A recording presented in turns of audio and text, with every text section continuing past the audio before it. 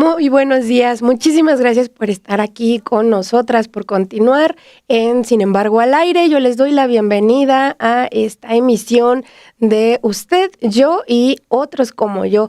Vamos a retomar el día de hoy un programa que por cuestiones aquel día de la sesión de la Suprema Corte de Justicia de la Nación en la que estaba pues iniciando una sesión histórica en la que en ese momento pues reafirmó las sentencias pues de tribunales federales sobre asuntos de Ricardo Salinas Pliego. Ya no podemos continuar con este programa y pues les agradezco muchísimo porque nos habían preguntado sobre cuándo íbamos a retomarlo, si ya lo habíamos dejado a medias, si ya no íbamos a hablar de esto, pero pues no, claro que no. El compromiso era regresar a este gran tema que tiene que ver con las personas jóvenes en México y sobre todo con cuáles son las opciones para que puedan obtener un empleo, para que puedan pues tener capacitación, que es alguna de las preocupaciones, un pretexto que han ocupado también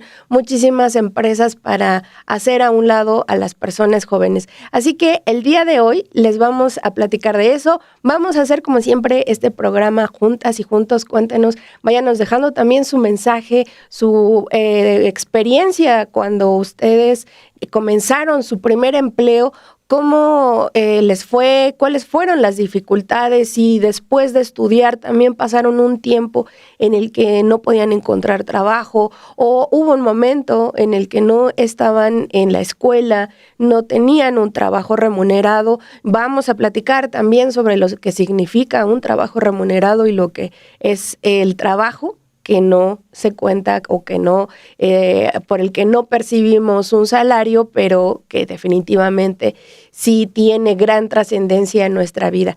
Vamos a empezar, vamos a una pausa muy pequeña y regresamos con más de Usted, Yo y Otros como Yo.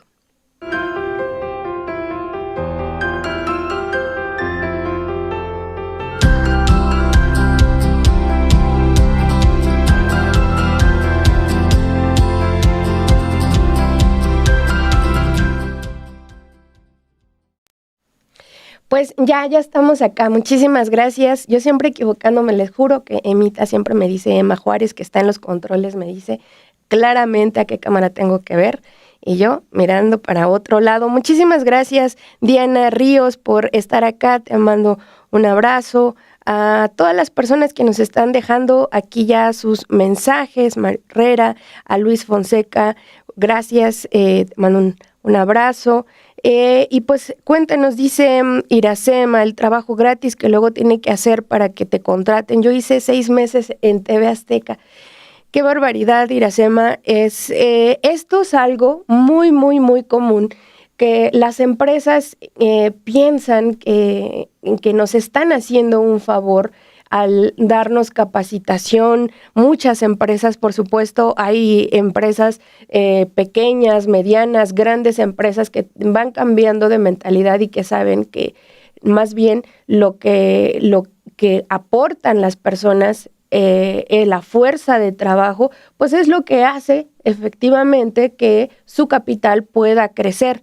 Y bueno, sobre este tema del que les platicamos hoy, vamos a comenzar con hablando de esta etiqueta, una etiqueta que fue sumamente dañina y sumamente repetida por los gobiernos, por las instituciones, también por una gran parte de la población, es decir, una etiqueta que fue repetida por el Estado mismo.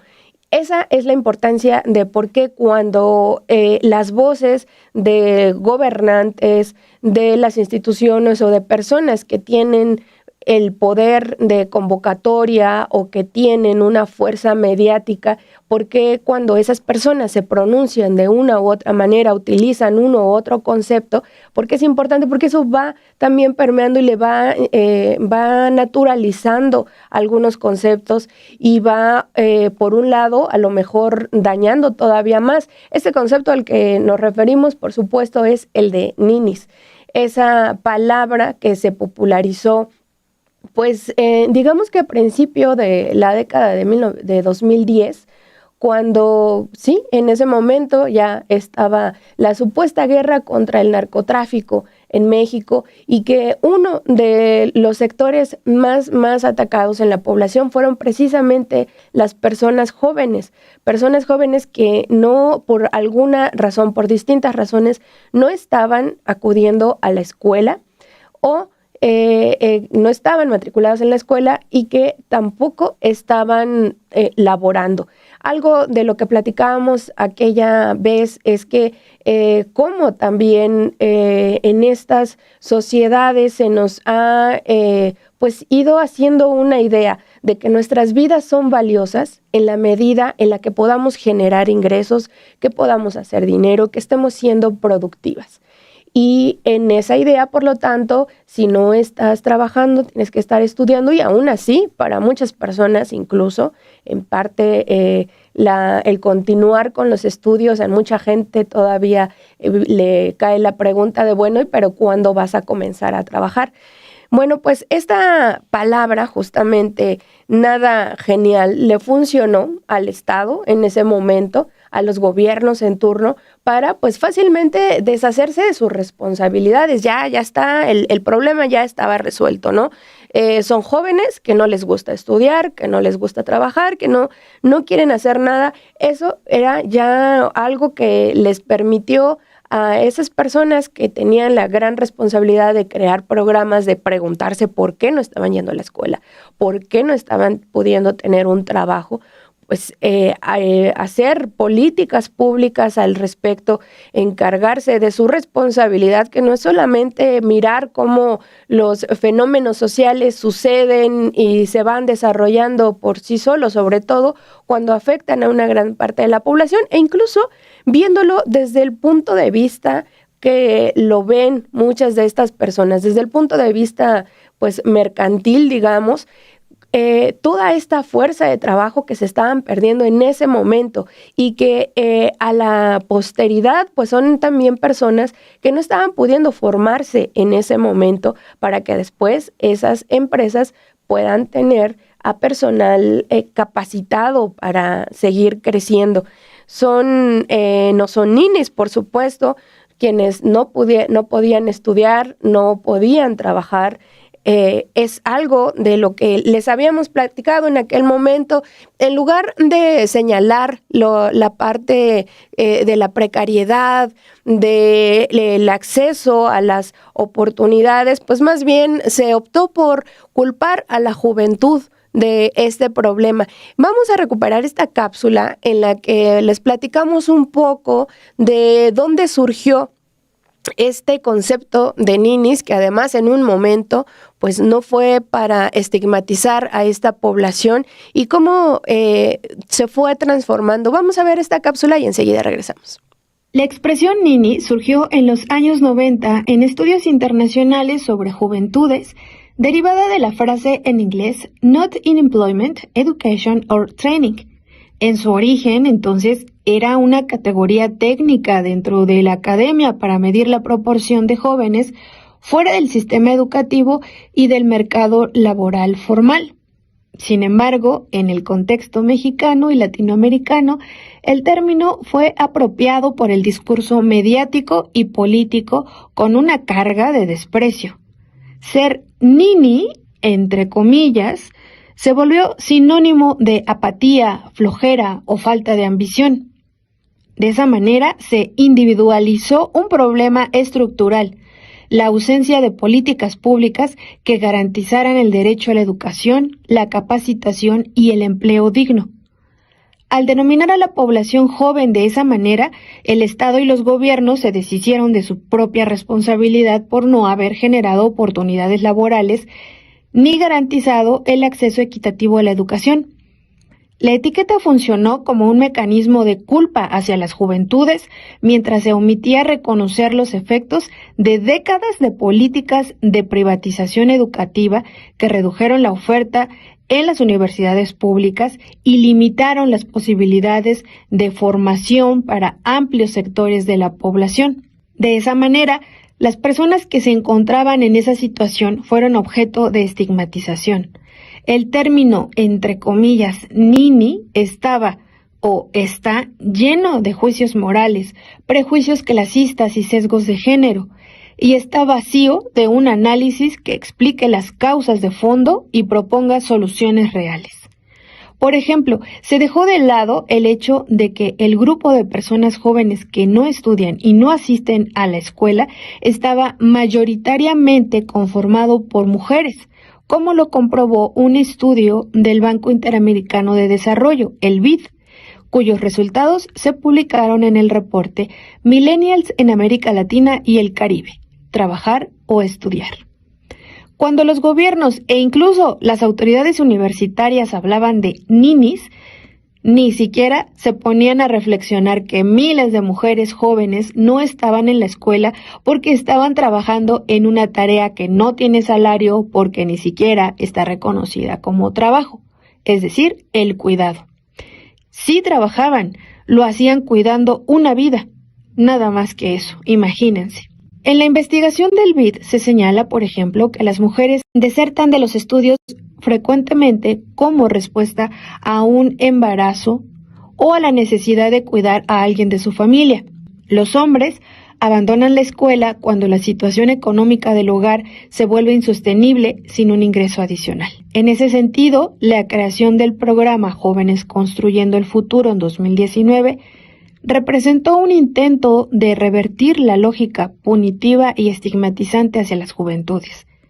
El Estado mexicano reconoció que la falta de empleo y educación no era un fracaso individual, ni mucho menos se trataba de personas flojas, sino de una deuda estructural, de una deuda del gobierno, de una deuda del Estado.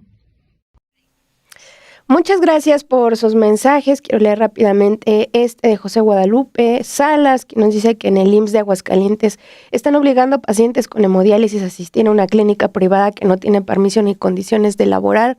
Ojalá que nos estuvieran escuchando alguien del IMSS y que pues ponga atención a esta denuncia de José Guadalupe Salas. Muchísimas gracias, Serpiente. Y nos dice por acá Iracema, el trabajo, lo que nos mencionaba de que realizó el trabajo 6 meses gratis en TV Azteca. Veía yo por acá otro que decían que pues qué valor trabajar ahí. No es valor, es necesidad. De eso se han valido muchísimas personas empleadoras para poder precarizar más las vidas de las personas trabajadoras, de la necesidad de muchísimas.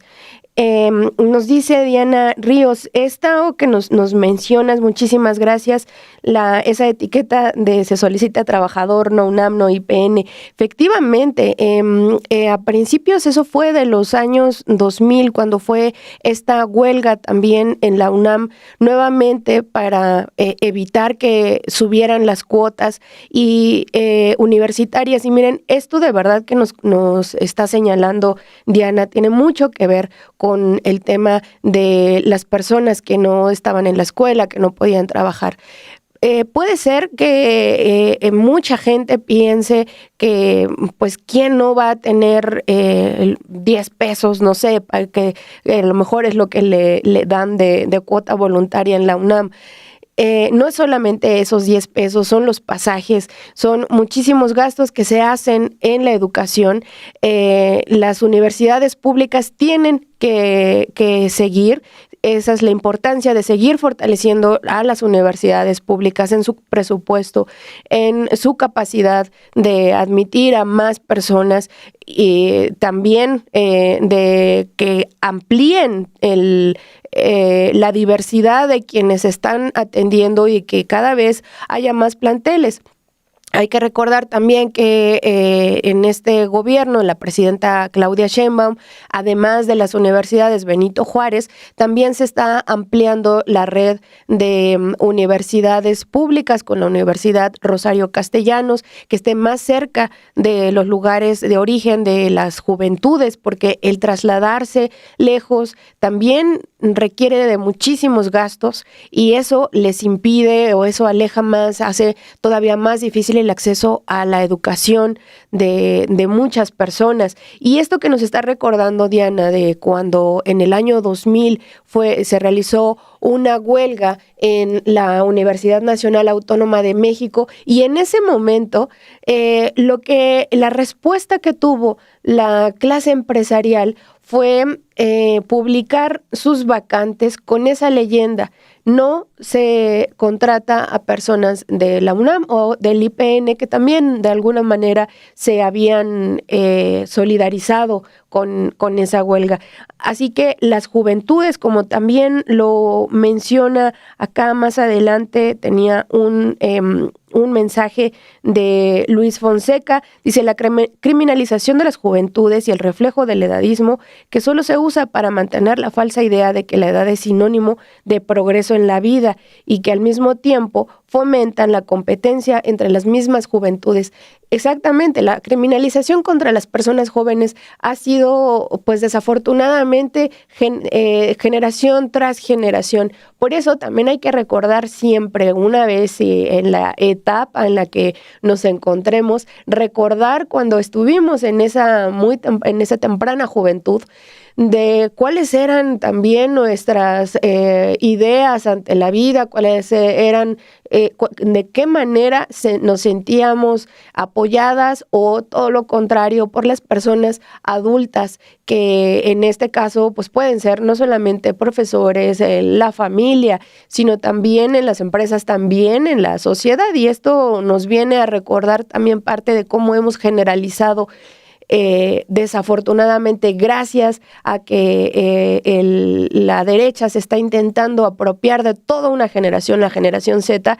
Hay que tener mucho cuidado con lo que a partir de eso estemos pensando de una generación, de la generación Z, porque también en esa generación ahora están formándose, están teniendo también problemas que tuvimos nosotras y nosotros en la juventud, y que están intentando resolverlo.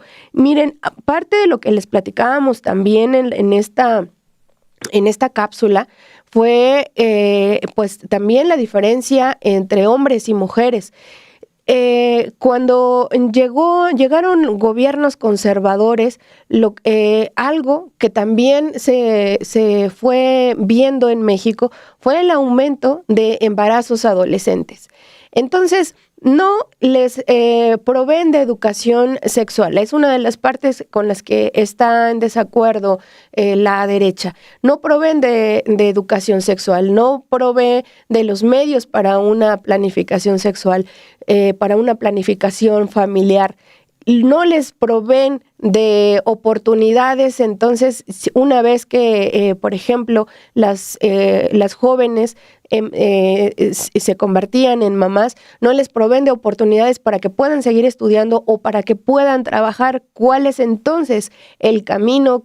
¿Qué es entonces lo que se espera o lo que buscan de esa población? Las opciones, como verán, pues para esas personas se iban haciendo cada vez menores, y el llamarle el nini, sobre todo a una mujer que estaba criando a un hijo, a una hija, era pues por demás de verdad descarado. Muchísimas gracias a Fermatiti por este super chat. Gracias por colaborar para este programa. Muchas gracias por sus comentarios. Nos dice Valoist: creo que la juventud es simplemente explotada y criticada, así parece en textos antiguos. Exacto, sí, ha sido desafortunadamente pues una constante. Por eso, como también lo señalaba Luis Fonseca, en este gran problema de edadismo, es decir, de cuando las personas somos criticadas por nuestra edad, y suceden a diferentes etapas, si porque eres persona joven, porque te falta experiencia, o porque ya estás muy grande para un empleo, siempre habrá este tipo de prejuicios. Por eso es muy, muy importante poder hablar sobre estos temas, sobre la juventud, sobre las oportunidades que pueden tener. Fermatiti dice: prácticamente mi experiencia laboral estuvo marcada por todos esos criterios. parecía que hacían un favor permitir trabajar en su empresa. Es algo de lo que yo creo que muchas personas han pasado en su juventud. Cuéntenos también alguien más que nos quiera contar sobre su experiencia en el trabajo. Nos dice Valeria, mis primeros años de trabajo fueron por una empresa de outsourcing, además, que daba contratos de 1 año después de 3 meses a prueba. Eso cambió gracias a la reforma de outsourcing de este gobierno. Qué gusto nos da escuchar esto, Valeria Cermeño, porque sí, esta es otra de las reformas que se aprobaron en el sexenio pasado, regular muchísimas de las actividades que estaban siendo subcontratadas. Esto del outsourcing o la subcontratación, para quienes no tengan mayor idea de cómo funciona, pues bueno, una empresa, digamos que una empresa que se dedica a hacer panes, contrata a otra empresa para que esa empresa sea quien le pague, digamos, a los panaderos, a las panaderas. Entonces, aunque realmente esa empresa de panes es la que está ejerciendo como patrona, digamos, ante cualquier necesidad o derecho de las personas trabajadoras, pues ella se desentendía, decía: yo no te contraté, te contrató otra empresa, arréglate con esa empresa. Eso era algo que era muy, muy, muy común, y a veces pues los propios grupos empresariales en realidad abrían otra empresa para hacer de menor carga laboral y menor carga fiscal. Y pues en lo que resultaba es que los derechos de las personas, sobre todo de las personas más jóvenes, pues estaban cada vez más vulnerados. Y en el caso justamente de las personas jóvenes, pues algo que se les pide constantemente es la experiencia. Que ya sepan hacer de todo, que ya tengan tanto tiempo trabajando como si eso pudiera ser posible. En ese sentido fue también que pues el gobierno federal construyó este programa de Jóvenes Construyendo el Futuro, en el que se inscriben las empresas que pueden abrir espacios de capacitación. Las personas jóvenes buscan qué centro laboral les gustaría más para poder tomar esta capacitación, acuden, hacen estas prácticas, digamos, y el gobierno federal les entrega una beca mensual. Esto ha sido parte de los programas que ofrecieron desde el sexenio pasado y que actualmente ya continúa, y que además hay que poner mucha atención, porque el próximo 1 de diciembre comienza la nueva inscripción para Jóvenes Construyendo el Futuro. Vamos a ver esta cápsula donde les platicamos un poco más de este programa y regresamos. Jóvenes Construyendo el Futuro atiende a personas de entre 18 y 29 años que no estudian y no tienen un trabajo remunerado. Las vincula con un centro de trabajo donde reciben capacitación laboral durante 1 año. En ese tiempo, reciben una beca mensual de una bolsa de recursos aprobada dentro del presupuesto de egresos de la Federación. A este programa también tienen derecho las personas migrantes, siempre y cuando se encuentren de manera documentada en el país. ¿Cómo funciona? Para las personas jóvenes que están buscando la beca, tienen que registrarse en el portal jovenesconstruyendoelfuturo.stps.gov.mx. Deben crear un perfil ingresando sus datos. Luego eligen el área o el tipo de centro de trabajo donde les gustaría capacitarse. Por ejemplo, comercio, servicios, tecnología, educación y otra gama de oportunidades. De acuerdo con esas preferencias y con la ubicación de su domicilio, el sistema les dará varias opciones. Pueden ser empresas de diferentes tamaños, desde pequeños negocios hasta grandes corporativos, pero también hay oportunidades en organizaciones no gubernamentales e en instituciones públicas. Después de que eligen una empresa o institución disponible, se agenda una entrevista. Si ambas partes se aceptan, se concreta la vinculación. La capacitación dura hasta 12 meses, con una jornada de entre 5 y 8 horas diarias. Reciben una beca mensual y están inscritos o inscritas en el Instituto Mexicano del Seguro Social para la atención general, pero también cuentan con seguro de maternidad y seguro de riesgos de trabajo. Cada mes se evalúa el desempeño del becario o de la becaria y también tú puedes reportar al centro laboral. Al final del programa, el aprendiz obtiene una constancia de capacitación laboral. Ahora, para el caso de las empresas o los centros laborales que quieran recibir a aprendices de jóvenes construyendo el futuro, hay que entrar a la misma plataforma jovenesconstruyendoelfuturo.stps.gov.mx y describir tus actividades, el número de vacantes y el tipo de capacitación que ofreces. La Secretaría del Trabajo y Previsión Social revisará los datos para validarte y darte de alta como un centro de capacitación. Puedes recibir a varios jóvenes según tu capacidad. Cada centro de trabajo designa a un tutor o tutora responsable de la capacitación. La Secretaría del Trabajo monitorea las actividades y el cumplimiento de las metas del programa. Las y los aprendices pueden cambiar de centro de trabajo por una sola ocasión y postularse a su segunda oportunidad de capacitación con base en la disponibilidad, pero solo tienen 90 días naturales para hacerlo una vez que se dieron de baja en la primera opción. El monto de la beca para 2025 es de 8,480 pesos mensuales, es decir, es el equivalente a un salario mínimo vigente en la mayor parte del país. Desde que inició el programa, cada año el monto de la beca se ha actualizado conforme sube el salario mínimo, así que en 2026 se espera que ocurra lo mismo.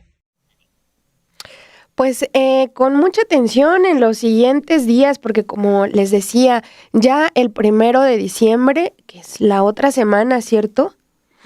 ¿Cómo se va el tiempo? Sí, pues sí, el lunes. Este próximo lunes ya arranca la inscripción para el próximo año de Jóvenes Construyendo el Futuro, así que si alguien de aquí tiene entre 18 y 29 años de edad o conoce a alguien que le pueda servir este programa, que le pueda ayudar para capacitarse, pues compártanle la información. Como les decíamos, esta beca que reciben es de un salario mínimo, lo cual pues ojalá pudiera ser mucho mayor, pero no es una cantidad menor, y además el siguiente año pues se prevé que ya empecemos el 2026 con el salario mínimo actualizado, que haya un aumento. No será tan amplio como en los años anteriores, en la medida que se ha ido recuperando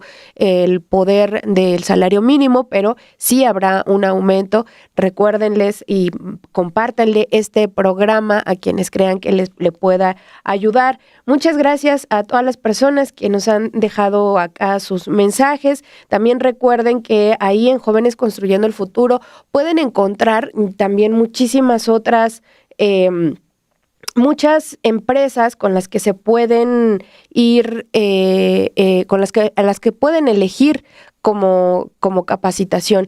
Están, además de empresas grandes, hay empresas de todos los tamaños. También están algunos talleres, incluso talleres de artesanías. Ahí se han estado formando también muchísimas personas en cuestión de pues irse haciendo también maestros y maestras artesanas en grandes tradiciones que tenemos en México. Y por otro lado, también otra de las ventajas que pueden tener ustedes en Jóvenes Construyendo el Futuro es que pueden elegir otro tipo de centros laborales. Pueden ser incluso empresas que son organizaciones sociales para quienes a lo mejor tengan más un ímpetu de activismo, por ejemplo. Hay muchas organizaciones sociales que de diferentes causas que también están admitiendo a personas de este programa. Y si ustedes también tienen alguna empresa, tienen un negocio que crean que puede aportarle a la juventud, que ustedes pueden formar también a jóvenes en algún área, pues también inscríbanse a Jóvenes Construyendo el Futuro. Y miren, porque también hay una gran ventaja. También Jóvenes Construyendo el Futuro tiene una tienda en línea que es desde Mercado Libre. Ahí en Mercado Libre, si ustedes entran y buscan justamente Mercado Libre, Jóvenes Construyendo el Futuro, van a poder encontrar los productos que han hecho las personas jóvenes capacitándose o que realizan en las empresas en las que están como aprendices de algún oficio, de actividad actividad. En Mercado Libre ha hecho un convenio con Jóvenes Construyendo el Futuro, y también si ustedes quieren apoyar esta parte del programa y del trabajo que hacen las personas jóvenes, ahí lo tenemos en pantalla. Muchísimas gracias, Emma Juárez, que nos está proyectando ahí, lo encuentra en Mercado Libre. Esas son pues parte de los productos que hacen las y los aprendices de Jóvenes Construyendo el Futuro. Es una página oficial de Mercado Libre y de Jóvenes Construyendo el Futuro. Esa es una manera también en la que se puede apoyar quienes no están en este programa. Son parte de las ventajas que también pueden tener las personas empleadoras. Y vuelvo también un poco a los mensajes que nos deja, nos dice Valuist. La carta de no antecedentes penales debe ser inconstitucional e ilegal. Pedirla y emitirla en muchos jóvenes se pueden reincorporar al trabajo tras una detención.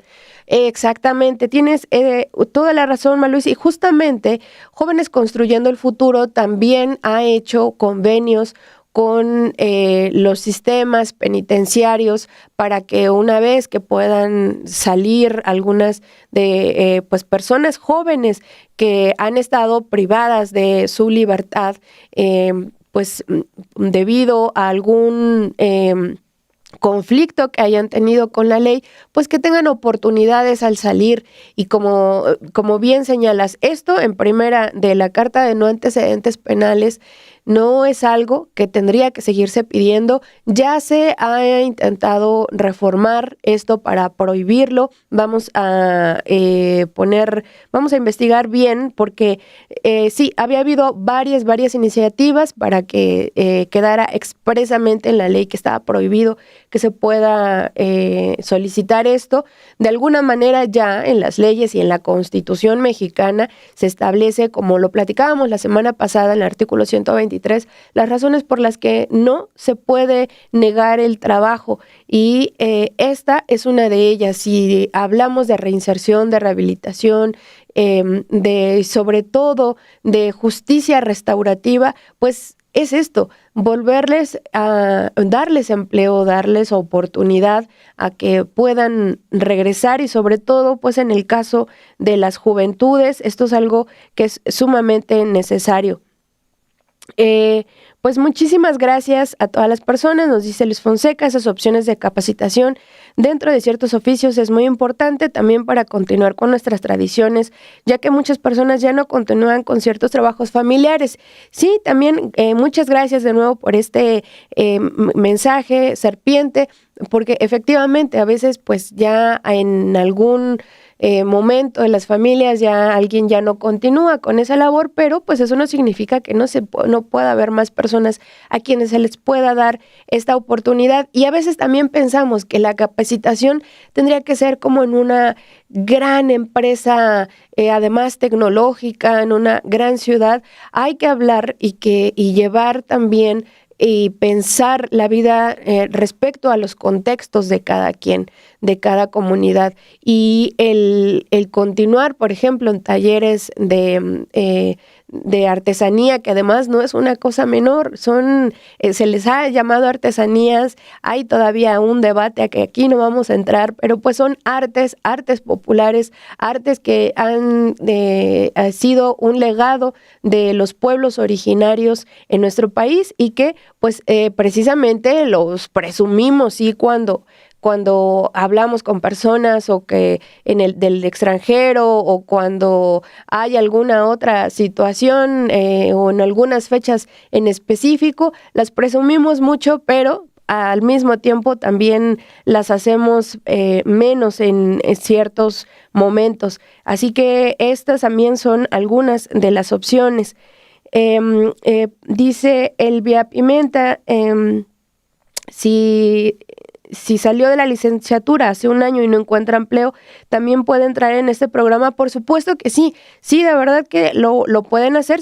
El único requisito es que tengan entre 18 y 29 años de edad, que no estén ahora estudiando, que no tengan un empleo, son los únicos requisitos. Y esto que nos pregunta Elvia es una pregunta también muy importante. Otro de a lo mejor de los prejuicios que se tiene sobre este programa es que solamente para personas que ya no pudieron seguir estudiando. No, de verdad hay muchísimas personas que tienen licenciatura, que incluso algunas que pueden tener maestría y que están dentro de este programa y que a partir de ahí pues han logrado tener una empleabilidad para en lo necesario. Dice Gilgamesh, si eres joven entre 18 y 29 años, tengas o no carrera, puedes inscribirte al programa. Efectivamente, este es un programa universal y algo también que mencionábamos en la cápsula. Para las personas migrantes, desafortunadamente solamente aquellas que están de manera documentada, pero bueno, puede ser el caso de personas migrantes que ya tengan, a lo mejor estén tramitando o que ya les hayan dado esta calidad de asilados, por ejemplo, pues pueden aplicar a Jóvenes Construyendo el Futuro.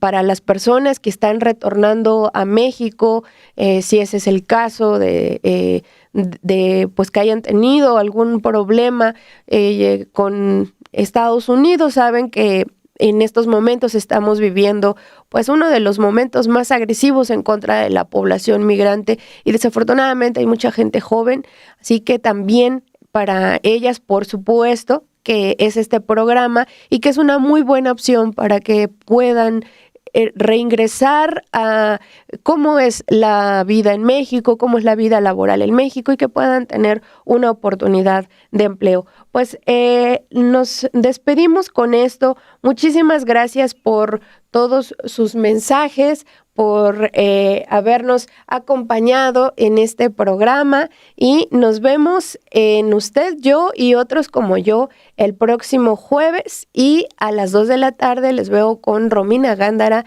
en A las 2. Muchísimas gracias y nos vemos.